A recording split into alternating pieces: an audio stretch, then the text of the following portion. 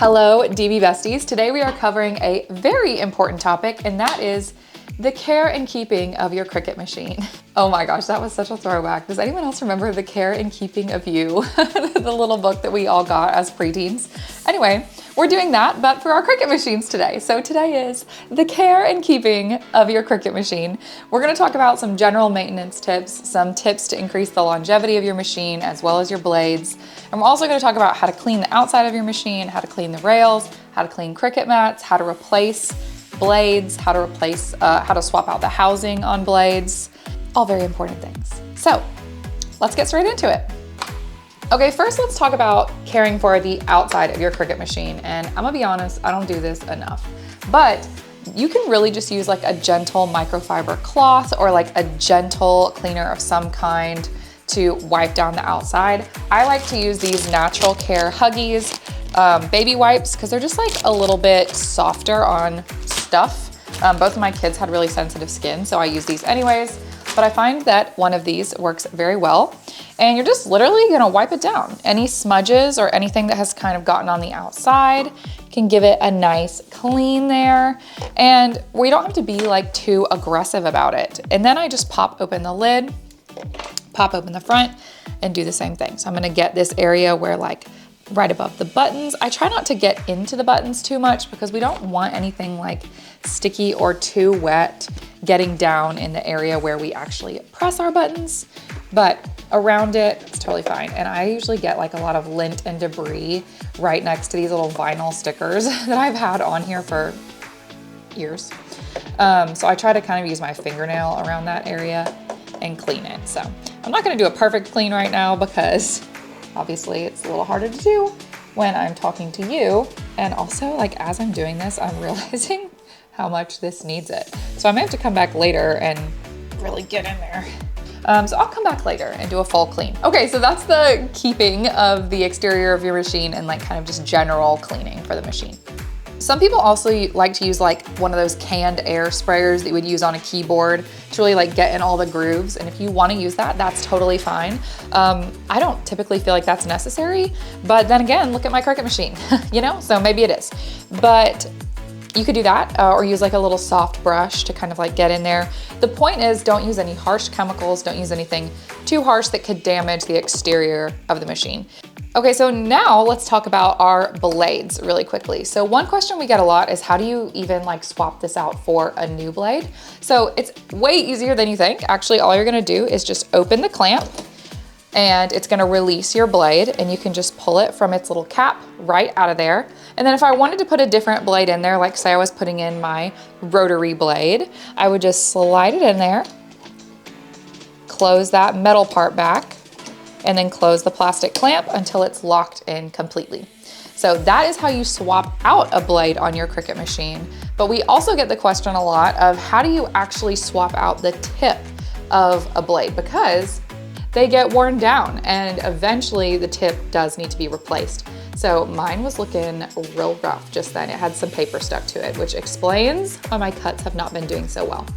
But there are a few things you can do to kind of prevent your blade wearing down so quickly.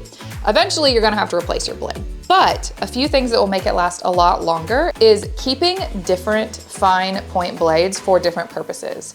For instance, it is always recommended to have a separate fine point blade that you use just for paper. Paper wears down the blade a little bit faster and wears it down kind of in a different way than using other products. And so having a separate blade just for paper is really gonna increase the lifespan of your blade. And then use another fine point blade for vinyls, and that's gonna help a ton. So what I recommend doing is buying 2 of these bad boys and then just putting a little P on one of them so you know it's for paper. That's gonna help you a lot, but eventually the day will come when you need to replace the tip. And when that happens, it's super easy. I don't have a replacement tip right now, but I'm still gonna show you how to do it. There's this little trigger on the back, and you're just gonna pop the trigger, press that button all the way down, and then that little blade tip just comes right out. So when you hold the trigger all the way down, the blade comes out. It's longer than you probably expect. And then when you've got your new one and you wanna put it back in, you once again hold the little trigger all the way down, slide it in there, and then when you pull the trigger back, it locks into place. So it's very easy to replace the blade on one of these guys. So good practice is keep a couple just in case you damage one, like in the middle of a project or something. You can buy them in bulk on Amazon in like a multi-pack, not really bulk, but in a multi-pack. And I would just keep one, keep them in your desk. So that way when the time comes, you are not like me and without a replacement blade when you need one. Okay, so we've talked about how to keep your Cricut machine in peak performance and how to keep it clean. Now let's talk about Cricut mats, because this is gonna be one of those, do as I say, not as I do.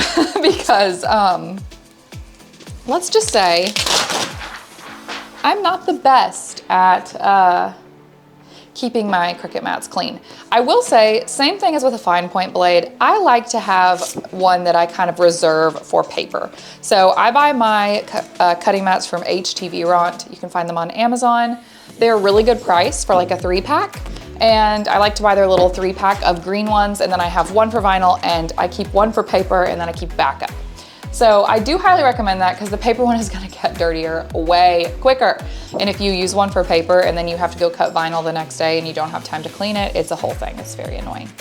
If it just has light debris or it's just like kind of losing its stickiness, this one's actually very sticky, but if it was losing its stickiness a little bit and it's got just like a little bit of light debris, I take my little scraper. You could also use like a credit card for this. And I just scrape the debris off. It doesn't have to be perfection, but just get all that debris off of there.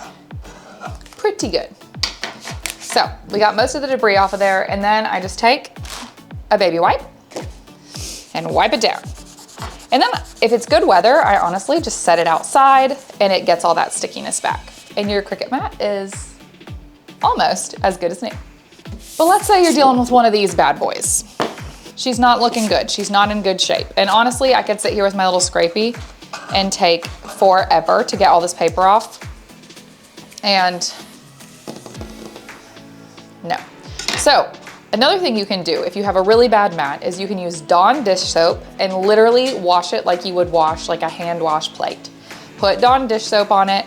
Grab a scrubby. I like to use one of these guys, mostly because they smile at you, but also because they have really rough edges and you can like really get in there. So put some Dawn dish soap on it, use lukewarm water and scrub, scrub, scrub with your little scrub daddy or a scrub brush or whatever you have.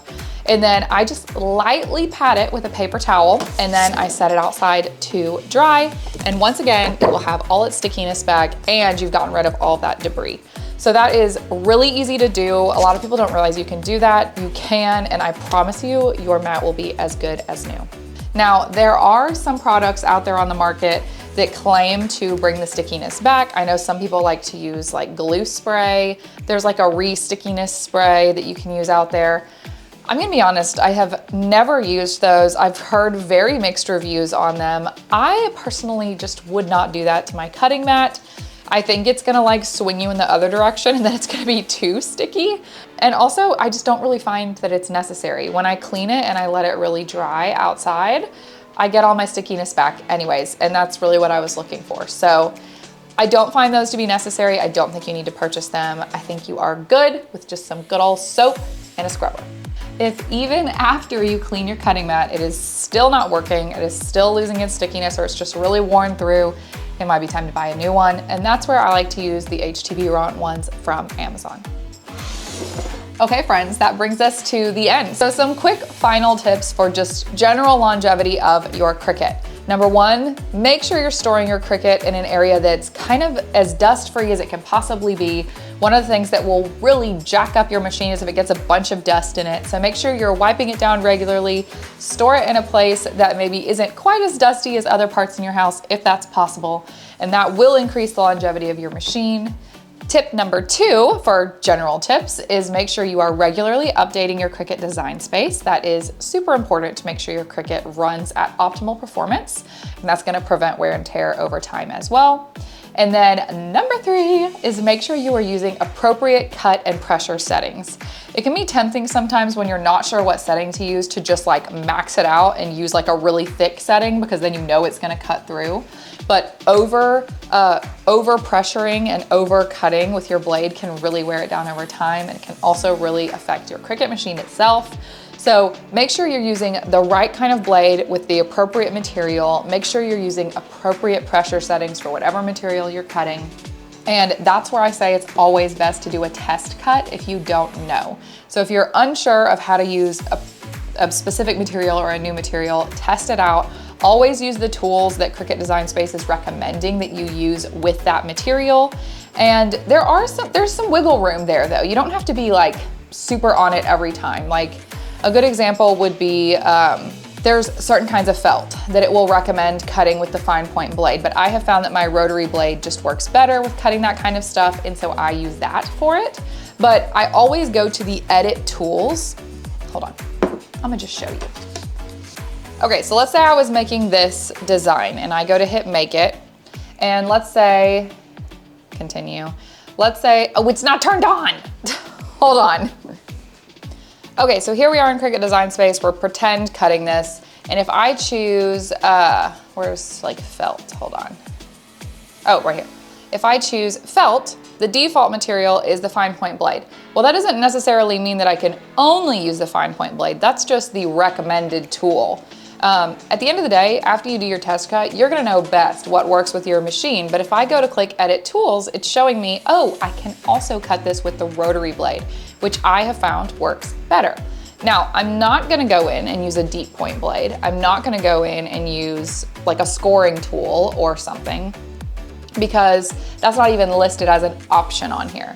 So what I'm saying is try to use things that are at least given as an option in Cricut Design Space, because then you know you're in the safe zone of using a tool with a material that is compatible together and is not gonna wear down your machine. Okay friends, with all that being said, that pretty much covers our general overview of the care and keeping of your Cricut machine. I don't know why that title is so funny to me. That's cracking me up. Probably more than it's cracking any of you up, but I'm okay with that. Anyways, that pretty much covers it for all of our care and keeping tips for keeping your Cricut healthy and maintained and giving it the longest possible lifespan, as well as your mats and your blades. So let us know what questions you have in the comments below. Let us know if you want more content like this, or if you have an additional question that you want us to cover in a future video. All that can go down below, and we promise to read it and get back to you. So until next time, DB Besties, happy crafting. Make sure you're subscribed and hit that little notification bell so you don't miss a thing. My name's Laura Lambert. It's been real, it's been fun, and it has been real fun, and I'll see you back here next time.